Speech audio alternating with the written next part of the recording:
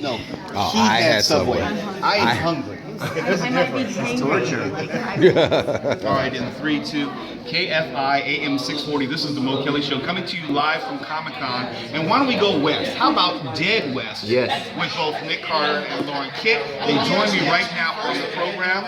It is good to see both of you. I'm quite sure you've had a long day. I mean that respectfully. There's a lot going on here, so tell me about the project and how you're feeling about it. Well, I mean, we are, beyond excited, and this is something that has been in the works for me for at least 3 years on this one screenplay that started off as Dead West, which has now turned into Dead 7, which, when I get into the story, is basically based off of 7 characters, bandits that are basically hired to, in the future, because it used to be in the Old West, but now it's in the future, post-apocalyptic, 50 years into the future, and these gang of partially boy band bandits are hired to. Don't run by that. You said no, boy band bandits. Yes, and I mean it's basically turned into that to a certain degree. I mean you're gonna see your favorite if you did like NSYNC or you like Backstreet, or even I was talking about trying to get Cisco from Drew Hill to act in the film.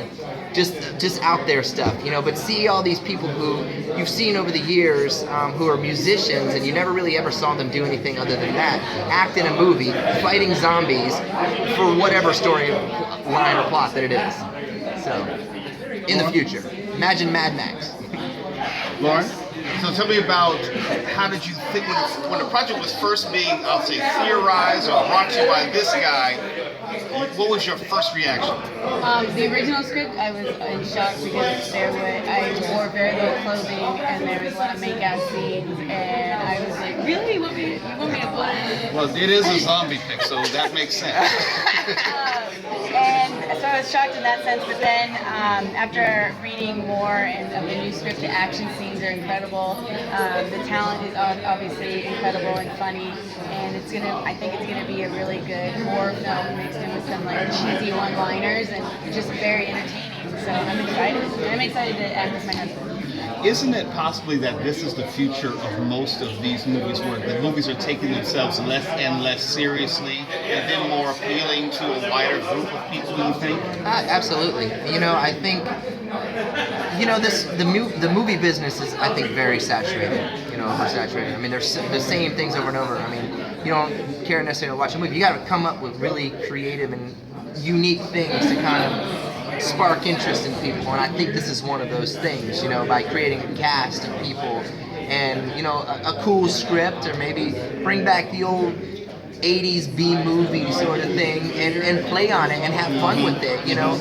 with people that you know, that are household names and that people remember, and everybody loves horror. And everyone loves horror and zombies, you know. It's gonna be fun. Any talk at this point, I know it's early, but any talk of sequelizing this in the way that the Asylum is like sequelized Sharknado and so forth? That's our hope. I mean, that would be fantastic, I'll tell you. But it starts with the first one, and it really has to be great. And that's why we partnered up. That's why I trust them, and because, you know, they're gonna make sure that we make a movie that not only our fans are gonna like, but people who aren't necessarily fans are gonna watch it and be like, oh, that was pretty entertaining. This might be the obvious question, but I don't think the answer is as obvious. Give me a juxtaposition of creating an album versus creating a film, and what are the similarities and differences? I mean, an album is, I think, a little easier. Oh, really? Yeah, no, it is. Right. I mean, maybe I just lived it for so many years, but the writing process, and, you know, I'm used to it. But this is the first real movie that I've ever done, so obviously it's gonna have its hiccup for me. So I really wouldn't necessarily be able to answer the question completely, but I can tell you that the excitement and the freshness of the movie makes it more fun, you know, and maybe not seem as difficult. I don't know. All right, Lauren, let me ask you this. Watching your husband and how he performs, air quotes, does he seem more at ease on stage or in front of the camera? He seems more at ease on stage. On camera, you're going to see, you know, if you're a Nick Carter fan, Backstreet Boys fan, you're going to see them out of their element because it's something that they're not, you know, rehearsed and choreography Yeah, no, choreographed. choreographed. And they've been doing what they've done for so long that this is incredible to see because they're a fish out of water. Yeah, it really is. Beyond the sequel, what's next in a cinematic sense for you? Well, right now, like I said, we're focusing on just making this the coolest movie that we can with surprises. But yes, I would love this to spark an acting career, you know, of sorts. If not, that's why I created my own lane, you know. Like 7 scripts on the back. That's why I have other screenplays that I've written, and you know what? My head is just full of ideas, and it just all depends on when I get the time to do it. You have time? No, I don't. Yeah, we just actually got done with a 176 show tour on this last Backstreet Boy run. 2.5 years, 7 continents, And you 6 still continents. and you still get joy out of doing that?